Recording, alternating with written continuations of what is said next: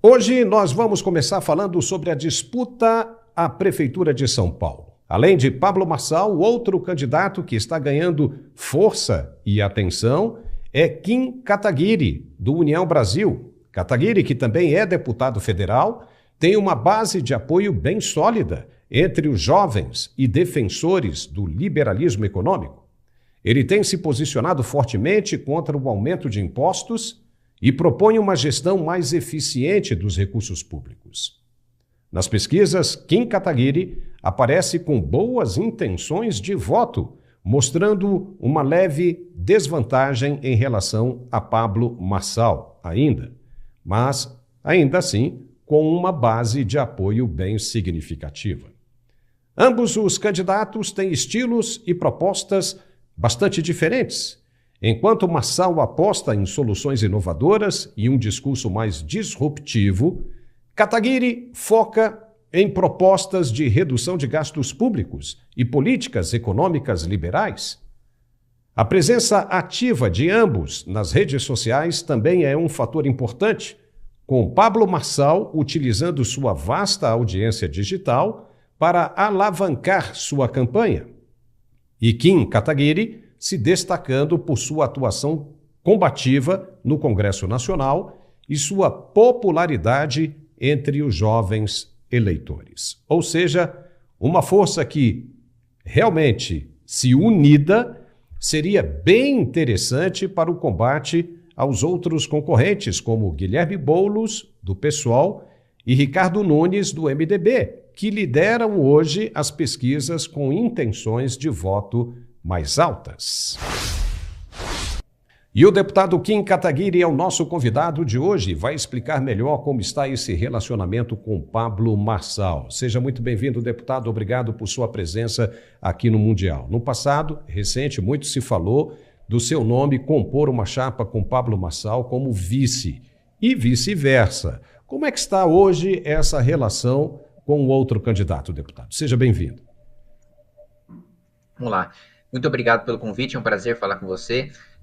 O primeiro ponto a ser ressaltado, né? Nós tivemos uma eleição em 2020 em que nós lançamos um candidato, o Arthur Duval, que começou com 1% das intenções de voto e terminou com 10% na urna, né? Então, é muito importante a gente ressaltar que pesquisas de intenções de voto nessa altura do campeonato nunca refletiram aquilo que a gente viu na urna no final das contas. Eu não cogito ser vice de Pablo Marçal, eu pretendo levar minha candidatura até o final, mesmo porque eu sou o único pré-candidato que tem um plano de governo, e já apresentei esse plano de governo, já estabeleci, já divulguei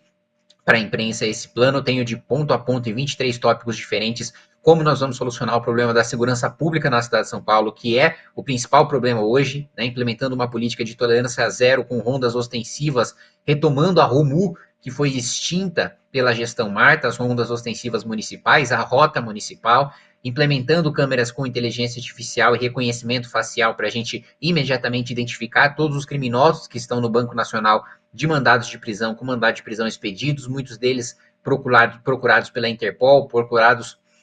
pela Polícia Internacional e que não mais vão poder circular na cidade de São Paulo, e com o fortalecimento da muralha paulista, também implementando a muralha paulistana, que é o sistema de reconhecimento de placas de carros e de motos roubadas, também para impedir a circulação deles na cidade, para a gente poder recuperar rapidamente os carros e as motos que foram furtadas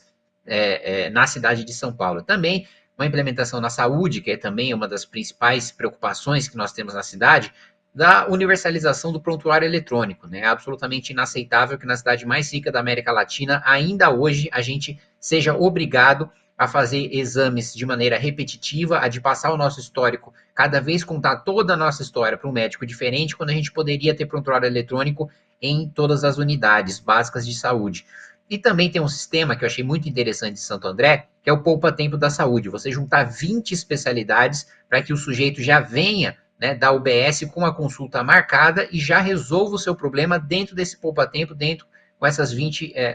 especialidades espalhadas lá dentro, e também aproveitar a minha experiência como presidente da Comissão de Educação na Câmara dos Deputados para implementar uma série de medidas meritocráticas dentro do nosso sistema de ensino, copiar o que funciona, o que dá certo na Ásia, especialmente no Japão, com a existência de pagamento de bônus para as melhores escolas, os melhores diretores e os melhores professores que possuem os melhores aumentos de desempenho dos seus alunos, e também a figura do professor formador, que é aquele professor que possui uma didática excepcional, que consegue ter resultados excepcionais em sala de aula, e da sua carga horária, que é de 40 horas, 20 horas dentro da sala de aula, 20 horas fora da sala de aula. As 20 horas que ele passaria fora da sala de aula, ele passa dando aulas para os seus colegas, para eles implementarem a sua didática e se tornarem multiplicadores da sua capacidade de ensino. Deputado, hoje o outro candidato, Pablo Marçal, teria dito que o seu nome aparece lá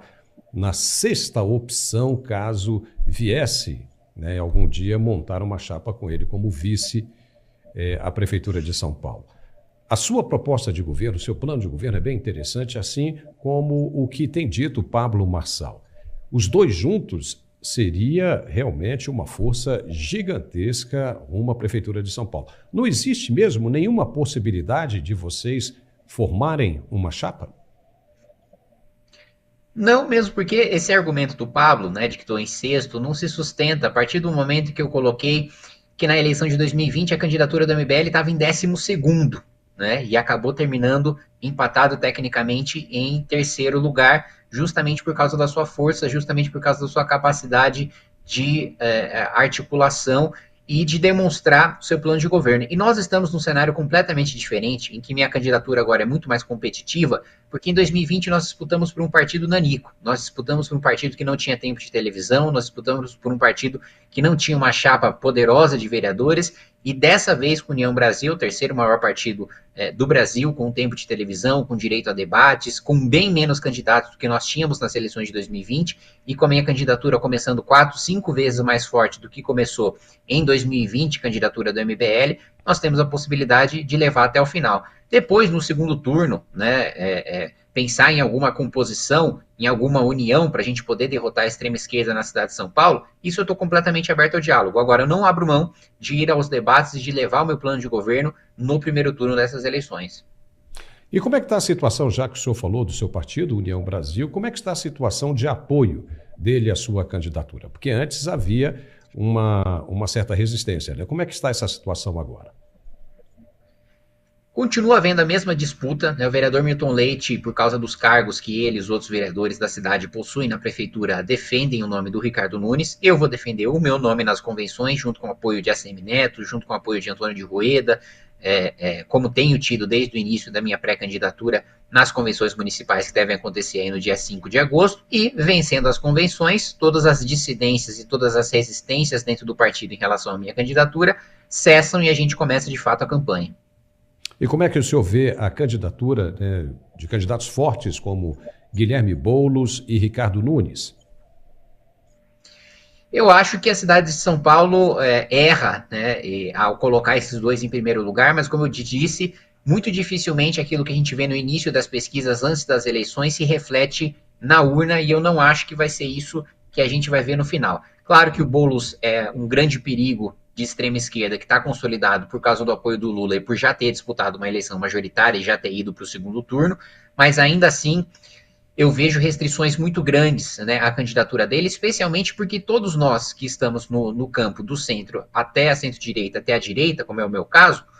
nós vamos colocar na televisão e vamos expor no debate todas as vezes que ele vandalizou a Fiesp, todas as vezes que ele invadiu e quebrou tudo no Ministério da Fazenda, porque o Congresso democraticamente estava votando uma reforma previdenciária. Nós vamos expor essa farsa, esse personagem que ele cria do Boulos Paz e Amor, do Boulos moderado, do Boulos candidato de centro que ele tenta criar para si próprio, que é uma farsa que a gente já viu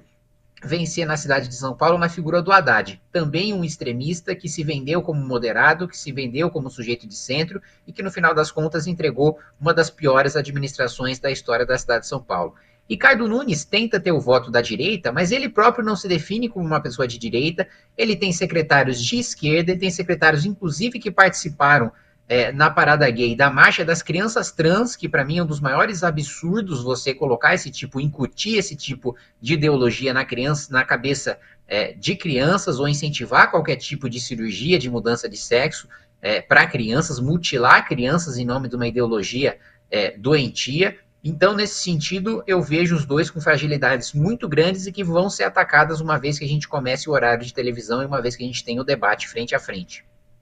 Deputado, o senhor é considerado como um dos melhores parlamentares que a Câmara Federal já teve em toda a sua história. O senhor está com cerca de 28 anos de idade. Com essa idade, nessa sua faixa etária, o senhor se sente preparado, confiante para administrar uma cidade do tamanho de São Paulo?